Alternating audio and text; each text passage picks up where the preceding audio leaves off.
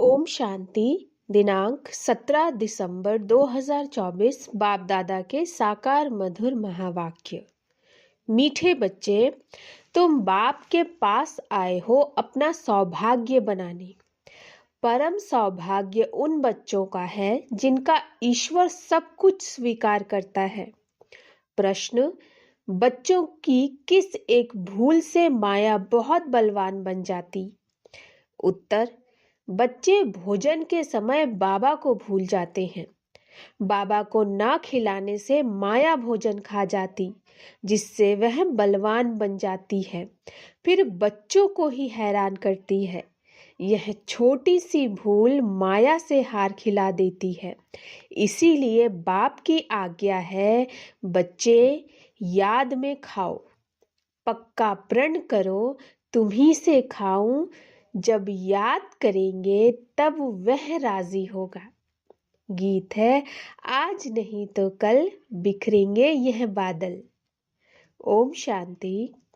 बच्चे समझते हैं कि हमारे दुर्भाग्य के दिन बदलकर अब सौभाग्य के सदा के लिए सौभाग्य के दिन आ रहे हैं।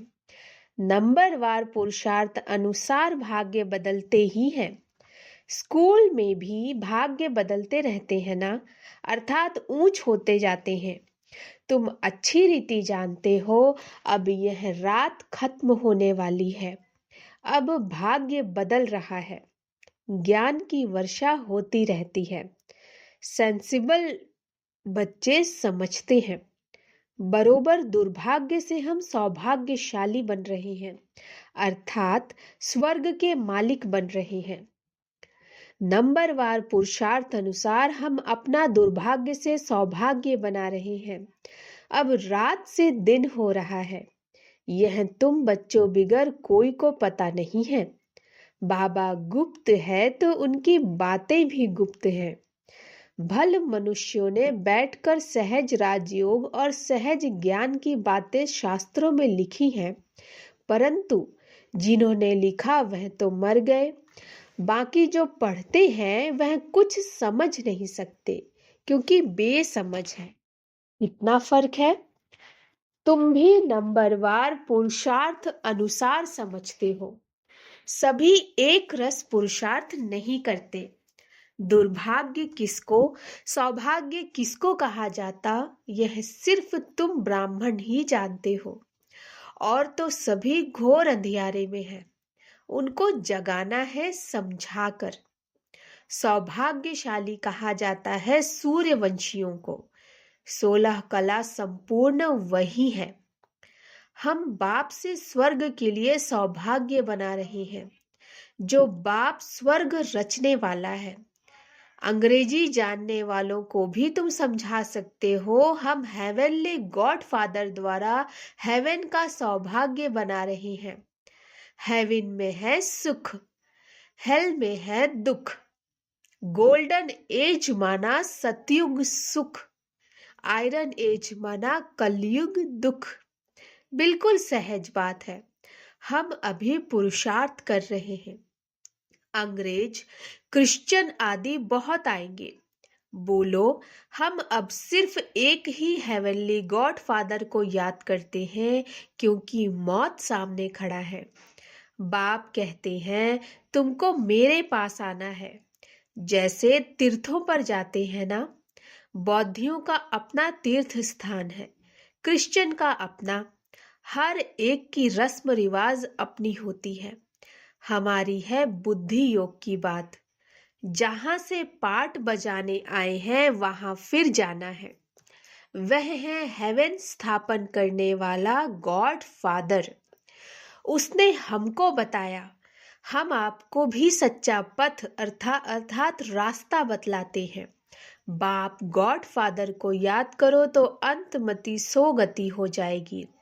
जब कोई बीमार पड़ते हैं तो उनको सभी जाकर सावधान करते हैं कि राम कहो।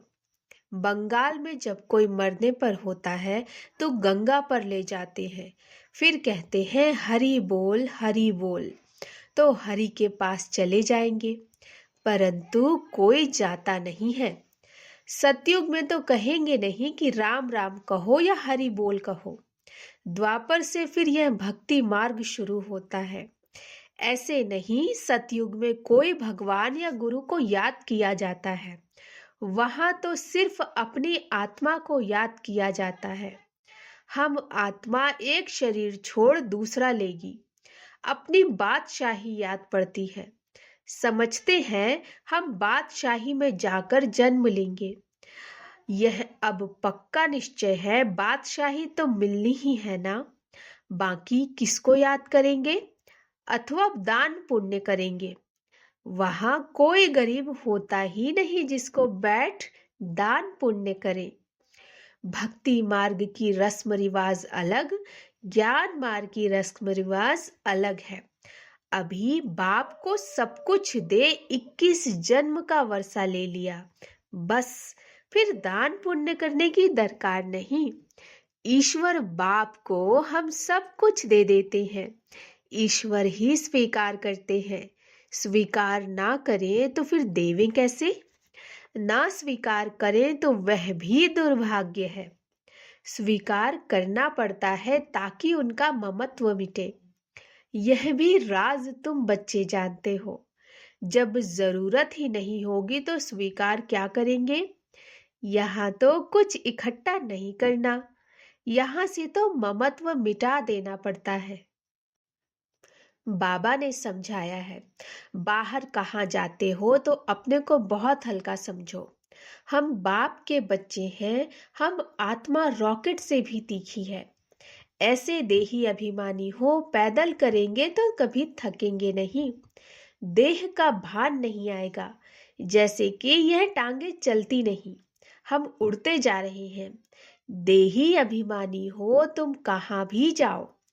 आगे तो मनुष्य तीर्थ आदि पर पैदल ही जाते थे। उस समय मनुष्यों की बुद्धि तमो प्रधान नहीं थी, बहुत श्रद्धा से जाते थे, थकते नहीं थे। बाबा को याद करने से मदद तो मिलेगी ना। भल वह पत्थर की मूर्ति है, परंतु बाबा उस समय अल्पकाल के लिए मनोकामना पूरी करते हैं।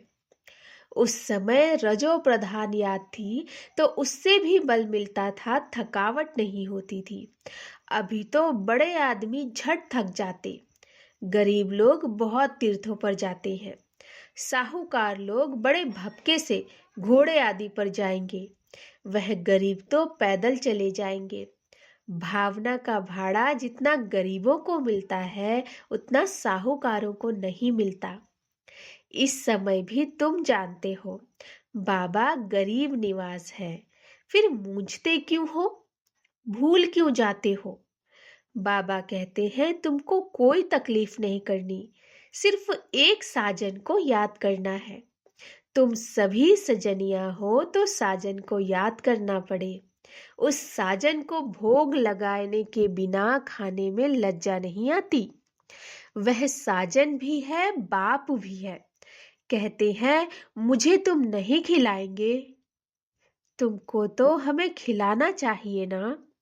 देखो बाबा युक्तियां बतलाते हैं। तुम बाप अथवा साजन मानते हो ना?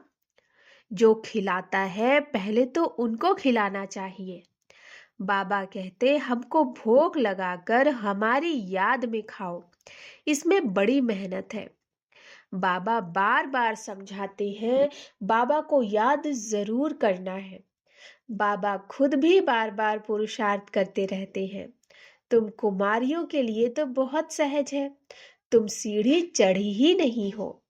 कन्या की तो साजन के साथ सगाई होती ही है, तो ऐसे साजन को याद कर भोजन खाना चाहिए।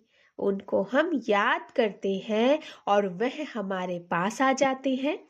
याद करेंगे तो भासना लेंगे। तो ऐसी ऐसी बातें करनी चाहिए बाबा के साथ। तुम्हारी यह प्रैक्टिस होगी रात को जागने से, अभ्यास पड़ जाएगा तो फिर दिन में भी याद रहेगी। भोजन पर भी याद करना चाहिए। साजन के साथ तुम्हारी सगाई हुई है, तुम्ही से खाऊं, तुम्ही से खेलूं, तुम्ही से बैठूं, यह पक्का प्रण करना। जब याद करेंगे तभी तो वह खाएंगे ना। उनको तो भासना ही मिलती है क्योंकि उनको अपना शरीर तो नहीं है। कुमारियों के लिए तो बहुत सहज है, इनको जास्ती फैसिलिटीज हैं, सहूलियतें। शिव बाबा हमारा सलोना साजन कितना मीठा है।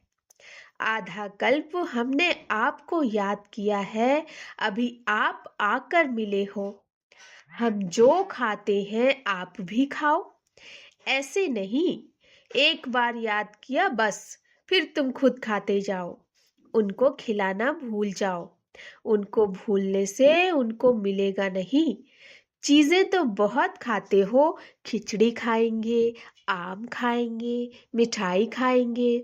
ऐसे थोड़े ही शुरू में याद किया खलास, फिर और चीजें वह कैसे खाएंगे?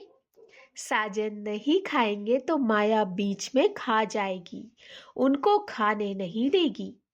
हम देखते हैं, माया खा जाती है तो वह बलवान बन जाती और तुमको हराती है। बाबा युक्तियां सब बतलाते हैं। बाबा को याद करो तो बाप अथवा साजन बहुत राजी होगा। कहते हो बाबा तुम ही से बैठूं, तुम ही से खाऊं। हम आपको याद कर खाते हैं। ज्ञान से जानते हैं आप तो भासना ही लेंगे। यह तो लोन का शरीर है, याद करने से वह आते हैं। सारा मदार तुम्हारी याद पर है। इसको योग कहा जाता। योग में मेहनत है। सन्यासी उदासी ऐसे कभी नहीं कहेंगे। तुमको अगर पुरुषार्थ करना है तो बाबा की श्रीमत को नोट करो, पूरा पुरुषार्थ करो। बाबा अपना अनुभव बतलाते हैं। कहते हैं जैसे कर्म मैं करूंगा तुम भी करो, वही कर्म मैं तुमको सिखलाता हूँ। बाबा को तो कर्म नहीं करना, सतयुग में कर्म कूटने नहीं। बाबा बहुत सहज बातें बताते हैं। तुम्ही से बैठूं सुनूं, तुम्ही से खाऊं। यह तुम्हारा ही गायन है। साजन के रूप में व बाप के रूप में याद करो। गाया हुआ है ना, विचार सागर मंथन कर ज्ञान की पॉइंट्स निकालते हैं। इस प्रैक्टिस से विकर्म भी विनाश होंगे, तंदुरुस्त भी बनेंगे। जो पुरुषार्थ करेंगे उनको फायदा होगा, जो नहीं करेंगे उनको नुकसान होगा। सारी दुनिया तो स्वर्ग का मालिक नहीं बनती, यह भी हिसाब किताब है। बाबा बहुत अच्छी रीति समझाते हैं। गीत तो सुना, बरोबर हम यात्रा पर चल रहे हैं। यात्रा पर भोजन आदि तो खाना ही पड़ता है। सजनी साजन के साथ, बच्चा बाप के साथ खाएंगे। यहाँ भी ऐसे है। तुम्हारी साजन के साथ जितनी लगन होगी उतना खुशी का पारा चढ़ेगा। निश्चय बुद्धि विजयंती होते जाएंगे। योग माना दौड़ी, योग माना दौड़ी। यह बुद्धि योग की दौड़ी है। हम स्टूडेंट हैं, टीचर हमको दौड़ाना सिखलाते हैं। बाप कहते हैं ऐसे नहीं समझो कि दिन में सिर्फ कर्म ही करना है। कछुए मिसल कर्म कर फिर याद में बैठ जाओ। भ्रमरी सारा दिन भू भू करती है, फिर कोई उड़ जाते कोई मर जाते। वह तो एक दृष्टांत है। यहाँ तुम भू भू कर आप समान बनाते हो। उसमें कोई का तो बहुत लव रहता, कोई सड़ जाते, कोई अधूरे रह जाते, भागंती हो जाते हैं, फिर जाकर कीड़ा बनते हैं। तो यह भू भू करना बहुत सहज है। मनुष्य से देवता किए करत न लागी वार। अभी हम योग लगा रहे हैं, देवता बनने का पुरुषार्थ कर रहे हैं। यही ज्ञान गीता में था। वह मनुष्य से देवता बनाकर गए थे। सतयुग में तो सब देवताएं थे। जरूर उन्हों को संगम युग पर ही आकर देवता बनाया होगा। वहां तो देवता बनने का योग नहीं सिखलाएंगे ना। सतयुग आदि में देवी देवता धर्म था और कलयुग अंत में है आसुरी धर्म। यह बात सिर्फ गीता में ही लिखी हुई है। मनुष्य को देवता बनाने में देरी नहीं लगती है, क्योंकि एम ऑब्जेक्ट बता देते हैं। वहां सारी दुनिया में एक धर्म होगा। दुनिया तो सारी होगी ना, ऐसे नहीं चीन यूरोप नहीं होंगे, होंगे, परंतु वहां मनुष्य नहीं होंगे। सिर्फ देवता धर्म वाले होंगे और धर्म वाले होते नहीं। अभी है कलयुग। हम भगवान द्वारा मनुष्य से देवता बन रहे हैं। बाप कहते, तुम 21 जन्म सदा सुखी बनेंगे, इसमें तकलीफ की कोई बात ही नहीं। भक्ति मार्ग में भगवान के पास जाने के लिए कितनी मेहनत करते हैं। कहते हैं पार निर्वाण गया। ऐसे कभी नहीं कहेंगे कि भगवान के पास गया, कहेंगे स्वर्ग गया। एक के जाने से तो स्वर्ग नहीं बनेगा, सबको जाना है। गीता में लिखा हुआ है, भगवान कालों का काल है, मच्छरों सदृश सभी को वापस ले जाते हैं। बुद्धि भी कहती है चक्र रिपीट होना है, तो पहले पहले जरूर सतयुगी देवी देवता धर्म रिपीट होगा, फिर बाद में और धर्म रिपीट होंगे। बाबा कितना सहज बतलाते हैं, मन मना भव। बस 5000 वर्ष पहले भी गीता के भगवान ने कहा था, लाडले बच्चे। अगर श्री कृष्ण कहेंगे तो दूसरे धर्म वाले कोई सुन न सके। भगवान कहेंगे तो सभी को लगेगा गॉड फादर हेवन स्थापन करते हैं, जिसमें फिर हम जाकर चक्रवर्ती राजा बनेंगे। इसमें कोई खर्चे आदि की बात नहीं, सिर्फ सृष्टि के आदि मध्य अंत को जानना है। तुम बच्चों को विचार सागर मंथन करना है। कर्म करते दिन रात ऐसे पुरुषार्थ करते रहो। विचार सागर मंथन नहीं करेंगे या बाप को नहीं याद करेंगे, सिर्फ कम कर्म करते रहेंगे तो रात को भी वही ख्यालात चलते रहेंगे। मकान बनाने वाले को मकान का ही ख्याल चलेगा। भले विचार सागर मंथन करने की रिस्पॉन्सिबिलिटी इन पर है, परंतु कहते हैं कलश लक्ष्मी को दिया तो तुम लक्ष्मी बनती हो ना। अच्छा, मीठे मीठे सिकिलधे बच्चों प्रति माता पिता बाप दादा का याद प्यार और गुड मॉर्निंग। रूहानी बाप की रूहानी बच्चों को नमस्ते। हम रूहानी बच्चों की रूहानी माता पिता बाप दादा को नमस्ते नमस्ते नमस्ते। गुड मॉर्निंग बाबा।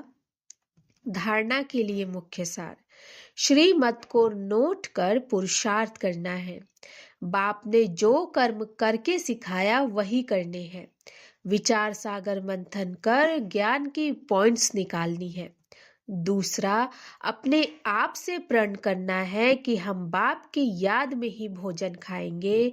तुम्ही से बैठूं, तुम्ही से खाऊं, यह वायदा पक्का निभाना है। वरदान, कर्म और संबंध दोनों में स्वार्थ भाव से मुक्त रहने वाले बाप समान कर्मातीत भव। कर्म और संबंध दोनों में स्वार्थ भाव से मुक्त रहने वाले बाप समान कर्मातीत भव। आप बच्चों की सेवा है सबको मुक्त बनाने की, तो औरों को मुक्त बनाते स्वयं को बंधन में बांध नहीं देना। जब हद के मेरे मेरे से मुक्त होंगे तब अव्यक्त स्थिति का अनुभव कर सकेंगे।